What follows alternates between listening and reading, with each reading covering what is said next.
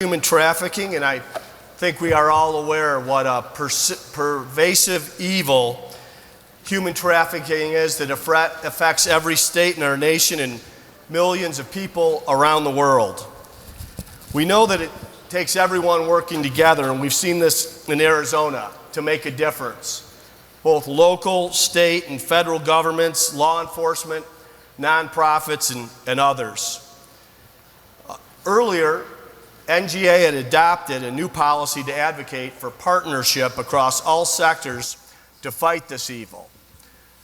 My name is Doug Ducey, and I'm the governor of Arizona, and it's really my pleasure today to introduce someone who has led the fight on human trafficking for many years. It's someone I'm proud to be able to call a dear friend, someone who, through her work at the McCain Institute and is co-chair of the Arizona Human Trafficking Council, has proven to be indispensable in the fight to end human trafficking.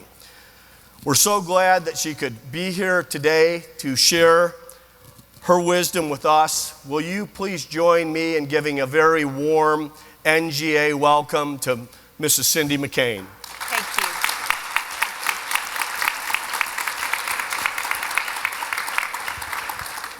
Cindy, would you take the floor for a few moments? I think that I have learned so much about this issue, and I still remember in 2009 when you personally called and said that we were going to do something about this in the state of Arizona, and I've been able to see what has happened to the state.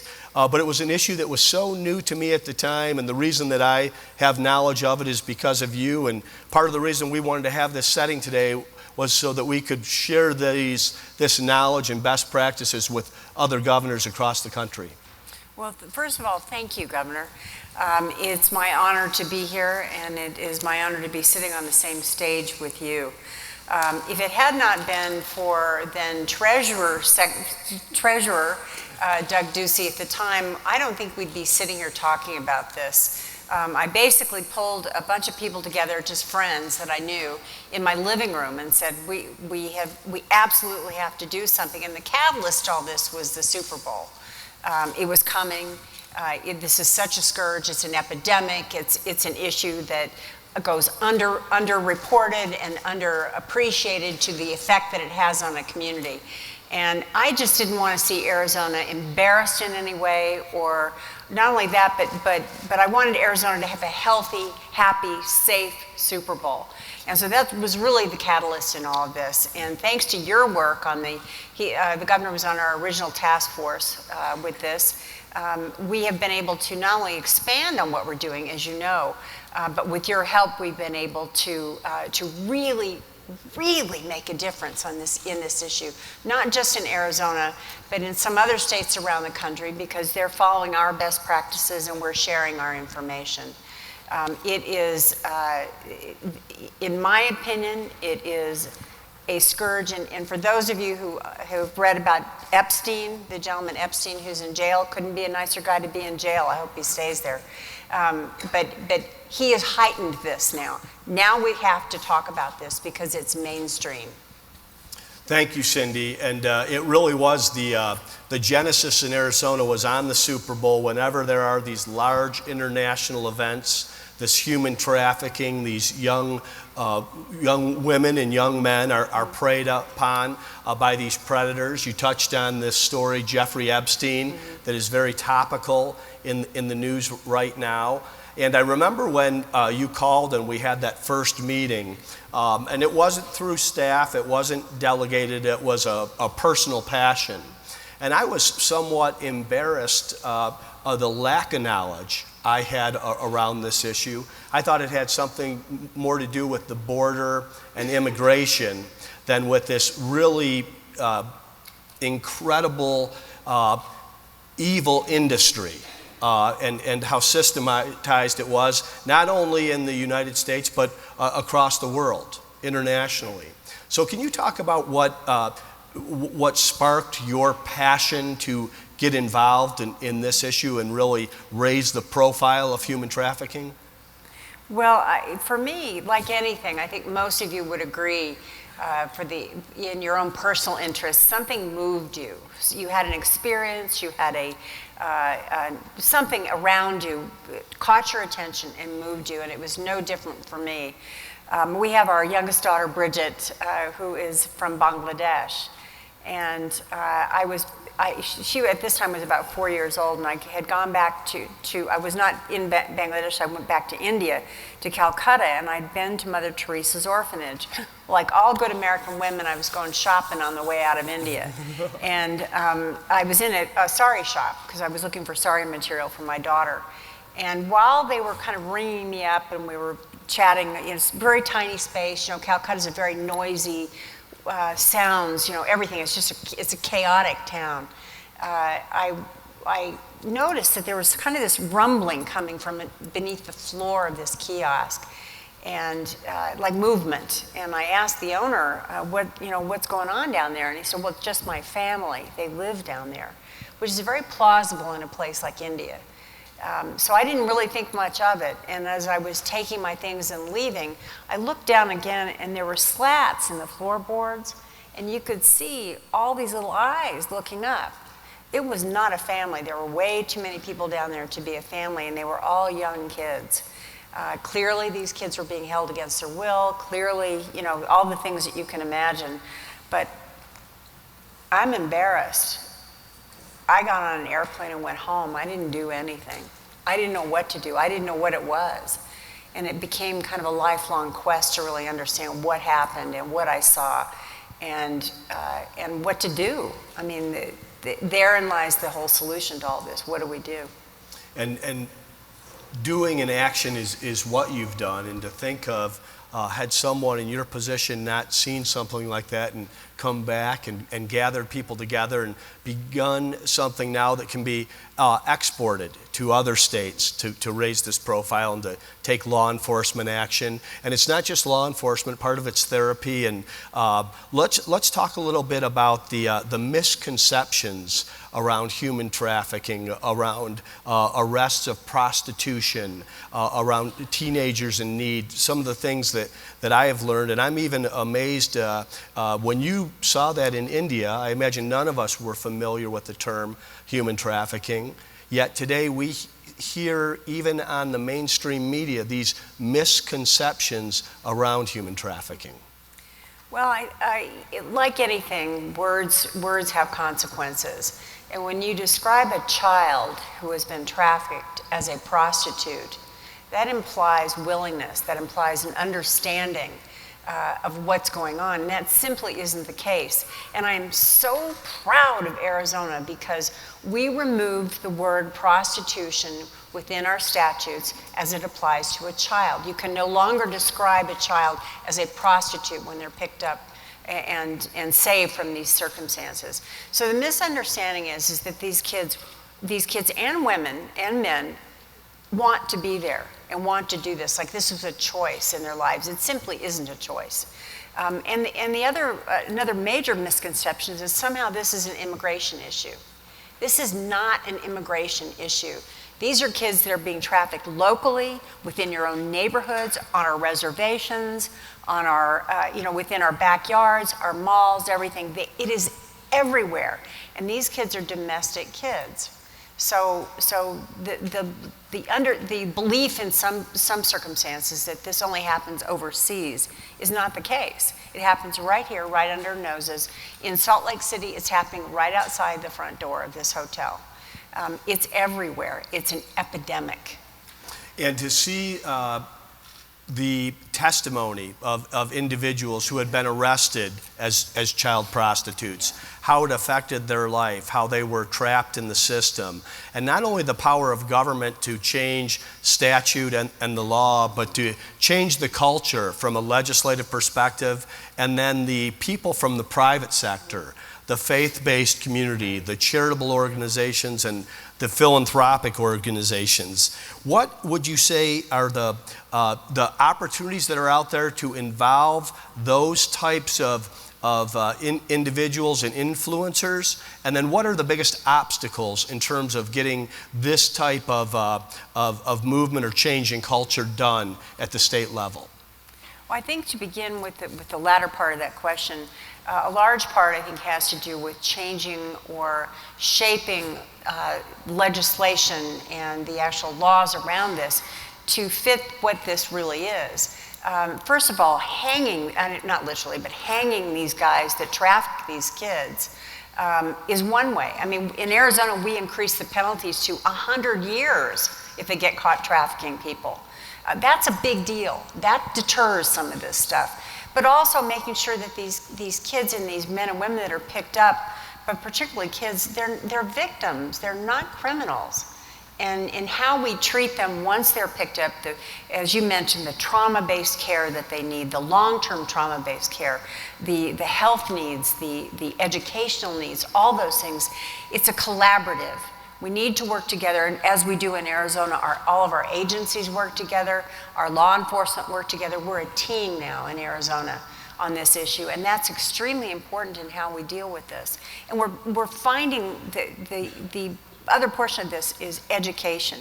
Educating our first responders to making sure that our nurses, our first responders, know what they're seeing, understand what they're seeing, and that indeed this is a trafficked child or a trafficked woman or a trafficked man. It's all a collaborative effort, and I'm so proud of Arizona for what we've done. Well, thank you, Cindy. I mean, Cindy has been a force of nature on this issue. I think that it runs in the family. I'm like a mad chihuahua. I just bite heels.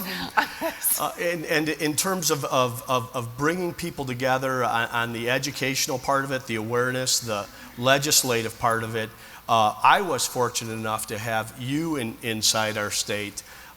We're coming up on the year anniversary from when we lost the senator and he has passed. And I know that the legacy lives on in the work you're doing. The legacy lives on in the McCain Institute. For other governors, and I'll tell you, this is not a partisan issue. This is a what is the right thing to do issue. How do we protect our children, our citizens? How do we make our state a better place to live? I know that you have worked with certain influencers in our state to help bring this to life and change the law. If a governor were to go back to their state and say, this is something we are going to tackle, we are going to be as innovative or more innovative than Arizona, what advice or counsel would you give them? Hurry. Jump in your car right now, hurry, start it now. I know most states within the United States do have a human trafficking effort happening. What I suggest and what I tell people is let's share information, let's share our best practices, let's share what we've learned, let's share the mistakes we've made, which is very important in all of this. But unless we talk as individuals and as states, and work together on this issue, because to simplify it and take it down a bit, these kids aren't always just in one state. As you know, they're transported all over the country. It's systematic and it's dangerous. But we've been able to, through the efforts of the McCain Institute and others, been able to learn how to track these kids, not only by the languages that appear on some social media things, but their actual phone records, this is turning into something that is saving lives. But I truly believe that if every governor here would do the same kind of thing, not just what we do, but what every state's doing, we can stop this in the United States. We can stop this cruelty that's happening to children right now. And some of the stories of the lives that have been turned around and how they serve in these shelters right now are miracles. They're nothing less than miracles. Yeah, they really are. It always amazes me because every time I think my life's kind of crappy on certain days, I take a look at these kids and the strength and the decency and the honor that they have when they come out of this is just not just inspiring, it's life-changing for me. And I know you were the one to break the ice in Arizona and say this is something we need to be aware of. But I've been able to see, I know there's certain assets that all of the governors here share. You all have a director of Homeland Security. You all have a director of your state police or state troopers. In Arizona, we have a governor's office of youth, faith, and family. It's the people that engage with the youth. Those are all people that directly or indirectly report to the governor's office, and they're all people that spend really more time with Cindy McCain on this issue than they're spending with me because they have the purview to be more effective. In addition, you have a faith-based community. You have philanthropic and charitable organizations and NGOs. Oftentimes they want to come down and lobby the legislature. We actually are able to give them something to do, some action to take. I imagine I'm missing some other human assets there that you've been able to convene together. Are there any other innovative or best practices that you've seen in Arizona that you could share with the governors that are here today? Well, I think for the most part, what I'd like to remind everybody is that, as you've mentioned, this is not a political issue. Anyone who wants to bring politics into this is just damn wrong. But more importantly in all this is the sharing of information. A lot of times we run into and they're all great organizations, but they're not willing to share their data or share their information or share what they've learned. I think encouraging your NGOs and your faith-based community, et cetera, in your own states to work together on this, that's been a big hurdle for us. And I think we've done a good job at jumping that hurdle, but it's been a challenge. People are protective of their lists and they're protective of their data and they're protective. We're not going to help anybody unless we start sharing our data. I think that's an important part of it. And the other thing is this did begin in 2009, 2010. This has been persistent and consistent. This has not been convening of a meeting for a photo op. This is happening on a daily basis, and with the organizations coming together on monthly and quarterly basis. I want to open it up to the governors if they have any comments or best practices in their state, or of course questions for the subject matter expert. Governor Noem? Cindy, thank you so much for being here. I appreciate your leadership in this issue. I'm just curious, we've done quite a bit of work at the federal level to open up transparency and go after websites that knowingly sell our children for sex. But I have been told that because of that legislation, that their method of trafficking our children has changed, that there's new ways that they are still exposing our children to these dangers. So I'd kind of like you to maybe give us some information, if you have it, on what those new ways of marketing children are that we need to be aware of in our states. And then the second part of my question is about missing, murdered, and indigenous women. I have 9 Native American tribes in South Dakota. They have a much higher percentage of being trafficked and going missing, and we passed a bill to collect data in South Dakota and start knowing where we go. But if there's some tips in that specific area that you have as well, that'd be helpful. Thank you. Well, if I can start with the latter part first, the indigenous women. That is a very tough issue in Arizona as well, and we've had occasion to locate indigenous women that have been moved, trafficked off the reservation, and wound up in Papua New Guinea. I mean, that's how deep this goes. Training tribal police, the training of tribal leaders especially, is most important in this issue to protect them. And more importantly, we've included tribal leadership on our council, and so they've had a large part in how we've shaped the involvement of our two communities and how we can work together on this. We've had success with this in Arizona. It's been very helpful, but we're still not there yet. With regards to the electronic portion of this, the websites, et cetera, you alluded to Backpage.com. The biggest perpetrators of any of them were Backpage.com, and why we, at least I know Governor Ducey and I, but me particularly, were so anxious to take care of these guys is they were based in Phoenix. It was disgusting. So yes, we took down the biggest duck in the puddle, but other things have sprung up. We knew that was going to happen. We knew it would move offshore. It really comes down to the rest of us being more creative and figuring out how this is. We're never going to stop these guys from thinking ahead, but we can stop with our tech savvy folks and all this kind of stuff. We can probably stop how it's related offshore. By that I mean how and if and when and should and could it be actually read. Anything that involves a child, I believe, should be heavily monitored and heavily cared for in terms of the website. I mean, I guess, let me back up for a second. There's so many other websites that popped up, including just the fact that they're using now Instagram and Facebook to do this. There has to be some responsibility on the parts of these social media platforms to be able to help us as parents be able to deal with this and to help our communities be able to deal with this. I truly believe we need to hold Facebook, Instagram, all the others, I'm really just talking about the largest ones, accountable for a great deal of what we do.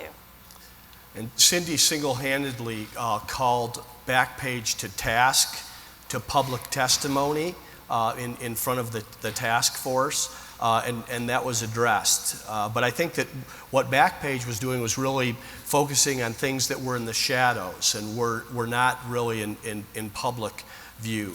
The recent case, the current case that is in the news, is quite different and gives you an idea of the spectrum across the board here. And while everyone is innocent until proven guilty, this individual that we're talking about has already been proven guilty. This is just another case in another jurisdiction under the same umbrella. Governor Hutchinson? Well, thank you, Governor Ducey, for drawing attention to this serious issue. And Cindy, welcome and thank you as well. You mentioned that the Super Bowl in Arizona is what drew attention to this from your standpoint. Arkansas has not had a Super Bowl recently. We do hope that we will have a Super Bowl soon. But so we don't identify the same issue, but it's important, even in a rural state like Arkansas, that we have truck stops. And I want to applaud our General Assembly that recognized the need to address this area, sexual trafficking, and that it can happen in rural states as well. And so we passed a law, Act 922, that addressed it, training for truckers, and it requires any person applying or reapplying for a commercial driver's license must complete a human trafficking prevention course. Good. And I think this is a good practice. We signed this into law, but it's also now mandatory for all educators to have annual continuing education for 30 minutes to recognize human trafficking and how to respond to it. Now, you don't want to put burdens on educators and unnecessary mandates, but I think this is helpful to draw attention to the challenge of human trafficking, sex trafficking as well, in these areas that can be utilized for that evil purpose. And so one challenge, though, is just the public in general as to make them more aware and to be able to identify that. But I wanted to thank you and see if you had any comments as to what more we can do to educate the public and make them aware of this. Well, you make a very good point about educating the public. That was really how we began with the Super Bowl thing. Billboards, all the usual, TV, all the things that you would suggest on that. But we need to take it even further down, and that's into our elementary schools. A lot of people think, well, we've had to overcome in Arizona the issue, well, no, this is sex ed. No, it's not sex ed. This is safety. This is keeping your children safe. So each state is different, but it's extremely important that we learn and we work together in dealing with our elementary schools and our high schools, of course, too. But with that said, we also have to deal with the buyers. I mean, we have these great preventions that we're working on and everything else, but the buyers, really have to be held accountable too. We just had a huge sting in Arizona, which was just yesterday, wasn't it? A huge sting in Arizona, but the buyers also have to be accountable in all of this. But your point about truckers against trafficking, do those kinds of things, that's all great, and it's all, we use the old saying, we stole it from Homeland Security. If you see something, say something, go ahead and do it. Call somebody. But congratulations on what you're doing. I think that's marvelous. And Asa, that's an excellent example, because the Super Bowl is actually an unfortunate example, because it happened once a year in one place, and it's an incredible event. But this is actually happening everywhere. It's almost happening anywhere there's activity, and there's good people everywhere, but they may not be aware of what's happening. There's a lot of good guys behind the wheels of these 18-wheelers. We've got folks in Arizona that are driving Ubers and taxi cabs that are aware of this, and if they see something, they say something, they report it. So these people that were getting away with this were invisible, and these young girls were invisible. That's just not the case. And the more there's a light that is placed on this, the more that we'll be able to get rid of it and minimize it. Any other governors? We're fortunate in Arizona, Cindy, because this has been one of the focuses of the McCain Institute from the get-go, and it has been a resource and a partner for us.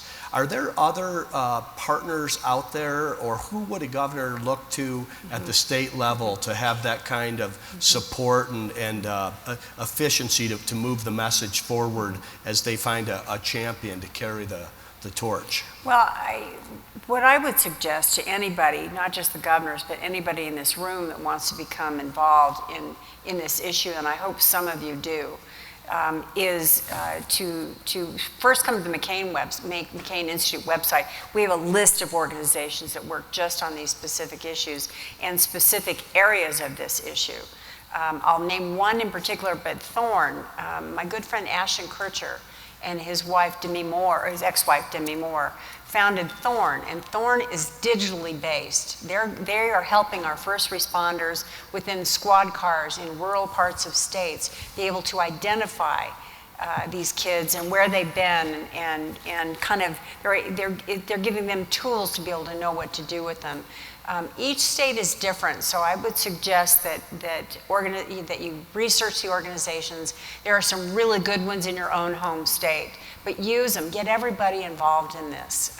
It's extraordinarily important to be very diligent in keeping people involved in this, because this is a national security problem. I mean, I speak at a lot of international defense conferences now and security conferences around the world. It's not just a local, it's not just this issue with little kids. I mean, it's a huge issue around the world. And that's been a real eye-opener for me as someone who came from the private sector and entered public life. This is an issue that you can go into any room, anywhere in the state. People are involved from the most conservative, faith-based leaders to royalty of Hollywood that come together to say, let's stop this, let's address this, let's shine a spotlight on these people, and let's help these young people. The best is to prevent it, but some of the incredible stories are the people that have been let out of this, and they're some of the most persuasive spokespeople. Are there any other parting words of wisdom that you would have for the nation's governors around this issue? I mean, as I said earlier, I hope that every state is diligent on this and is a part of this solution in whatever way works for your own state and differently. But more importantly, I hope that the spouses, partners, significant others that are in the room will join us in this. Your voice with your partner, spouse, whomever, as being governor of your own home state, you have a big voice. I mean, you have a large voice in this as well. So I would encourage our spouses, again, partners, et cetera, to become a part of this issue as well.